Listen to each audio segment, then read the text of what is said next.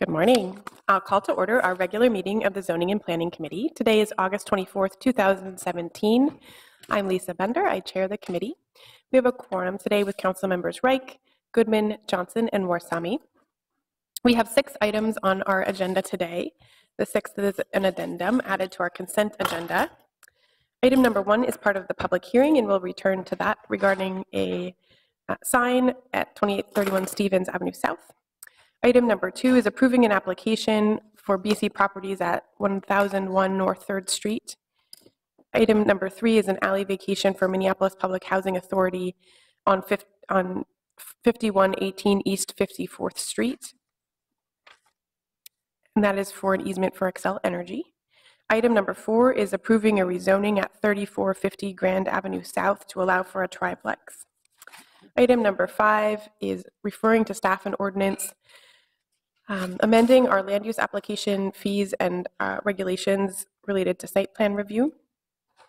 And I'll just note that this also includes considering a second tier of plan review modifications. So right now, projects have to go back through the entire process, and this would potentially add a different tier of changes to approved projects. And then item number 3 is referring to staff and ordinance relating to the regulation of short-term rental service providers. And so I'll move the consent items, which are 2 through 6. Is there any discussion? Seeing none, all in approval, please say aye. Aye. Any opposed? That carries. Those carry. And then item number 1 is back to the Clear Channel issue on Stevens Avenue.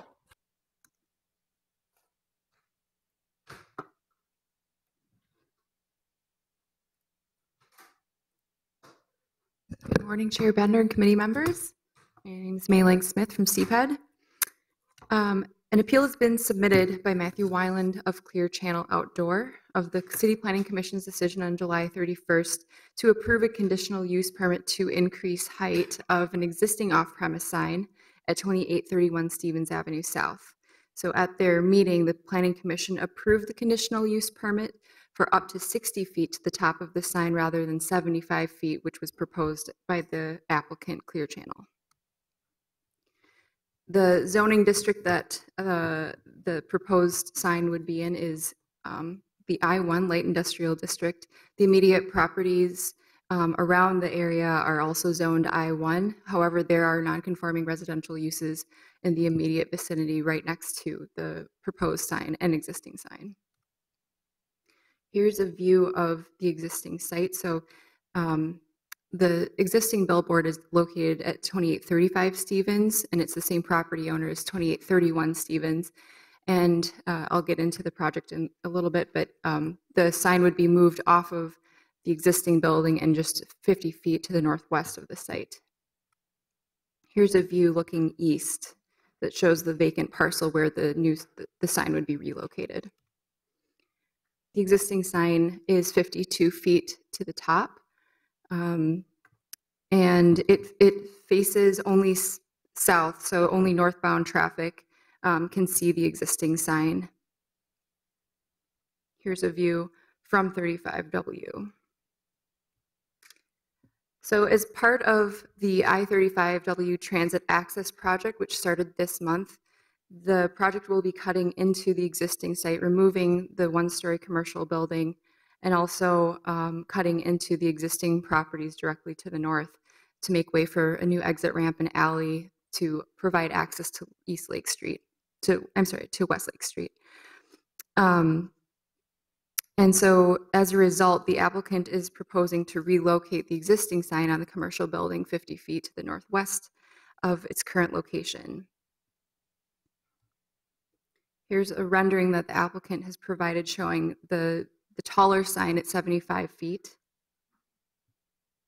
Relocating the sign 50 feet to the northwest would result in the sign not being visible at its current height, 52 feet. So that's why 23-foot height increase would retain the visibility from I-35W northbound traffic. And that's also because of a new transit station that is proposed on the highway and the 40-foot sound walls. The dimensions of the actual sign face would not change. It would still be 14 feet by 48 feet. And it would continue to be illuminated and again, facing only northbound traffic. Here's an elevation showing the sign height at 75 feet. The sign would be mounted on an architectural column on the currently vacant lot. It's similar to these examples. That's how the architectural column would look. This is provided by the applicant. Staff recommended approval of the conditional use permit to increase height from 52 feet to 75 feet above grade, based on the findings of fact contained in the staff report, including the fact that the illumination would not change. It would still be in compliance with the zoning code, having greater illumination during the day and less at night. Noting that the single-family homes directly to the north are non-conforming in the I-1 district. And also noting that the sign height is compatible with the scale of the new ramp and highway and platform, but that it's generally a little taller than the buildings in the immediate vicinity. The City Planning Commission approved the conditional use permit, but only to 8 feet above the existing sign height, which was 15 feet below the requested height from the applicant. And the rationale provided for this change was that the lower height would be less looming and less visible in general to other properties in the vicinity. That the fact that it's illuminated means that it will be even more prominent at the taller height. The new sign would be closer to residential uses since it'd be located a little bit closer, a little bit further west and north. And also that the single column design would be more impactful because the existing sign is located on top of the roof of a one-story building. And also the Planning Commission noted that there are trees being removed as part of this project, which would otherwise help limit visibility of the proposed sign. Here's an exhibit showing the sound walls and then some of the studies evaluating the proposed sign from I-35W.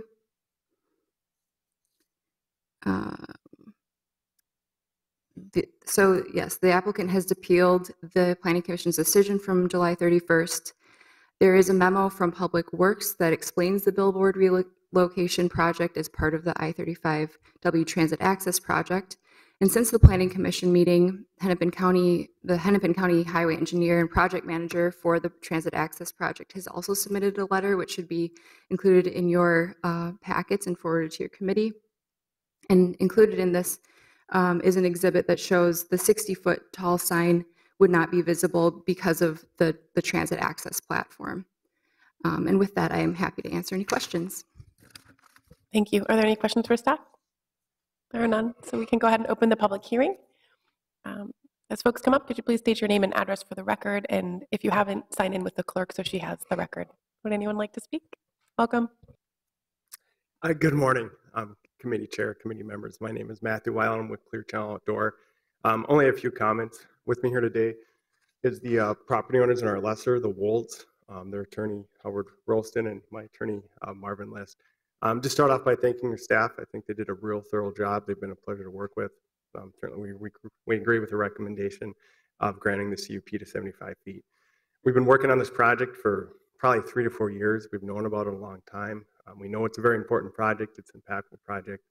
And we worked really hard to find what we think is a real win-win solution for all the parties, for ourselves, for the Hennepin County, for the city, for the project, and for our landowners. All we're trying to get with the CUP today is getting back to what we have.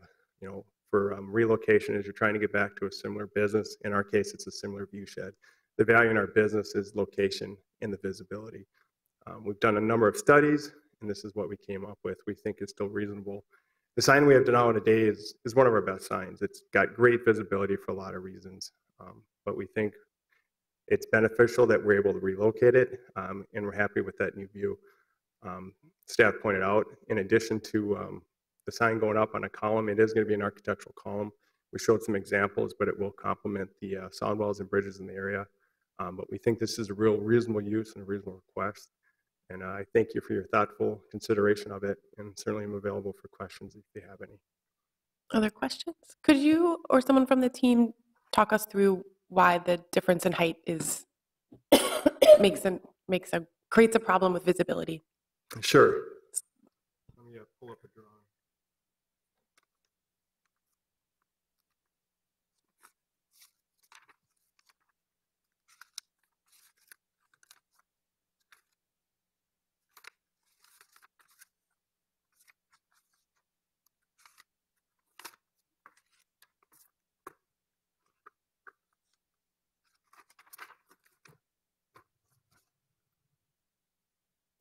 It's probably my best example.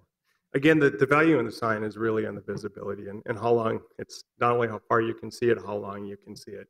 So every foot that I'm lower is less visibility. Right now, I see that sign well over 1,000 feet. At my 75-foot request, I don't even see the sign until 880 feet.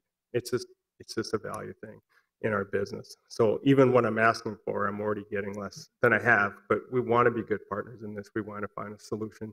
We'd much rather relocate our business than just have our business condemned. So that's why there's a lot of factors that go in how our product is valued and how it's sold. But the longer you can see it has a direct impact on the value of the sign. Thank you. Are there any other questions?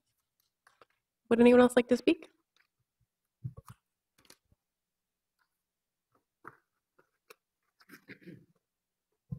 Good morning, Committee Chair Bender, members of the committee. My name is Howard Roston. I'm an attorney at Frederickson and Byron. Since the clerk is asking for information, the last name is spelled R-O-S-T-O-N. Thank you very much for your time. I do represent Jim and Nancy Wold in connection with this. There's just a few points I'd like to make here. One, Mr. and Mrs. Wold were longtime business owners at this property for 35 years, 40 years? 45 years. I was off a decade in this area. They were business owners and operated a small business in the city.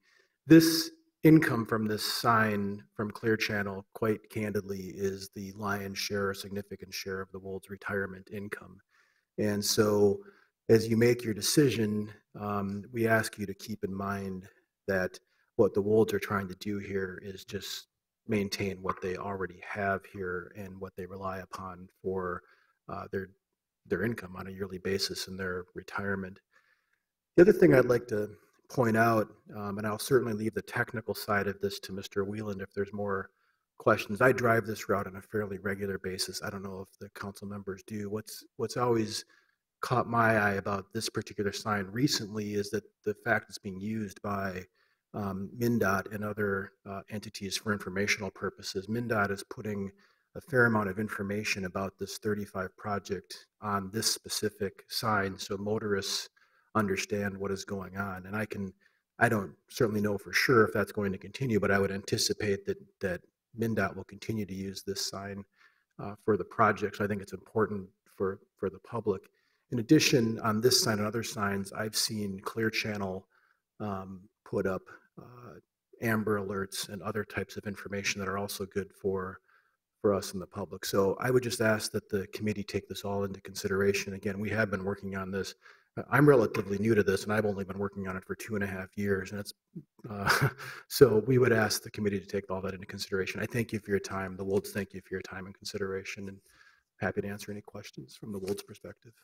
Thank you. Councilmember Goodman. Thank you, Madam Chair. So this is, you can come up. This is just fascinating to me because I would think that they would have a right.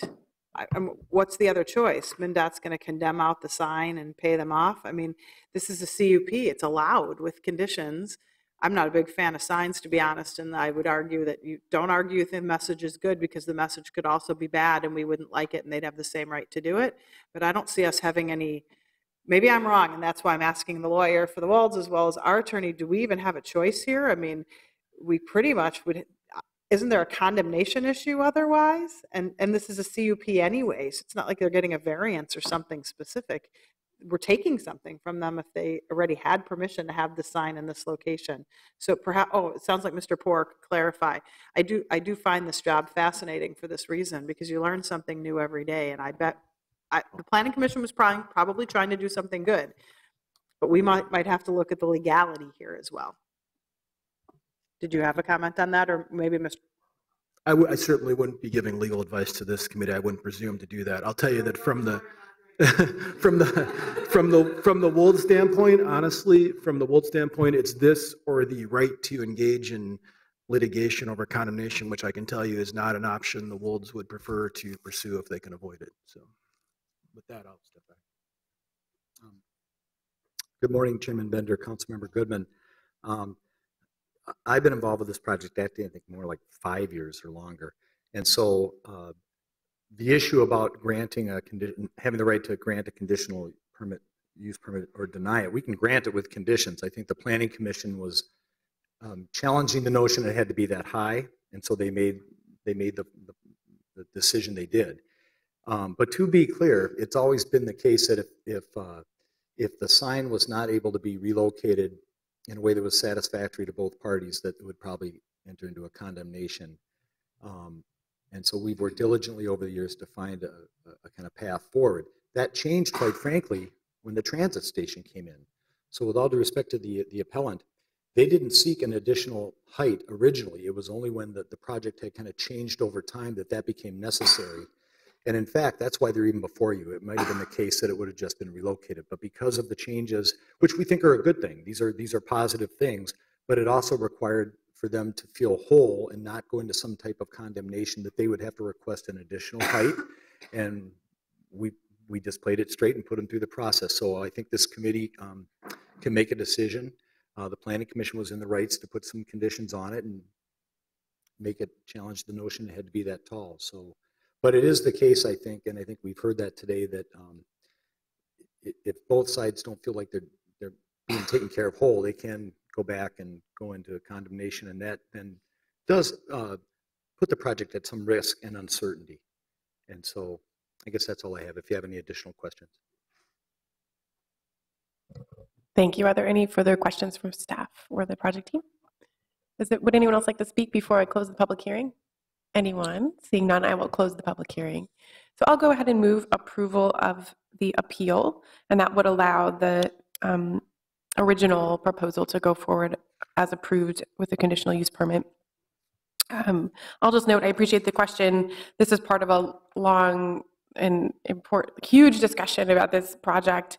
One of the many very little but important details that had to get worked out, and just honoring the negotiation that happened between our staff and the county staff and the private property owners. I think to the points that were made by staff and Councilmember Goodman, really within our purview to just look at the legal context of the conditional use permit here. So any other discussion? Seeing none, all in approval, please say aye. Aye. Any opposed? That carries. That is our final item, and we are adjourned. Thank you. Thank you. Thank you.